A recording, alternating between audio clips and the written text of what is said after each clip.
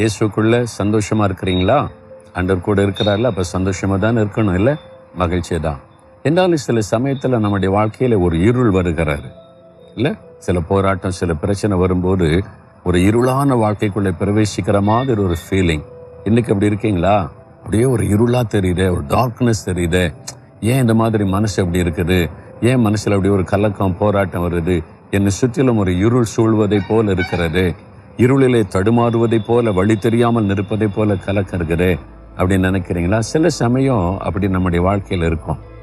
ராத்திரி வந்துட்டா எங்கே இருளாக தான் இருக்கும், இல்லை? இருட்டாக இருக்கும். அதே சமயத்தில் காலையில் சூரியன் உதிக்கிற நேரம் வந்த உடனே இருளெல்லாம் அந்த சூரிய வெளிச்சம் வர வர இருள் விலகி, தானாக விலகி ஒரு பெரிய வெளிச்சம், ஒரு மன ரம்மியத்தை நமக்கு கொடுத்த உடனே ஆண்டவர் சொல்றாரு, உங்கள் மேல் நீதியின் சூரியன். யார் இந்த நீதியின் சூரியன்? இயேசு கிறிஸ்து தான். அவர் தான் நீதியின் சூரியன். உங்க மேல உதிப்பாராம். அவர் உதித்த உடனே இருளெல்லாம் விலகி விடும், தானாக போய்விடும். இருளை போ, இருட்டு போ அப்படின்னு நம்ம சொல்ல தேவையில்லை. சூரியன் உதிச்ச உடனே இருள் தன்னால விலகிறோம். அந்த இயேசு நீதியின் சூரியனாக உங்களுக்கு வெளிப்படும் போது உங்களுடைய வாழ்க்கையில காணப்பட்ட இருள் தன்னால விலகி போய் ஒரு வெளிச்சம் உண்டாவதை நீங்க காண்பீங்க.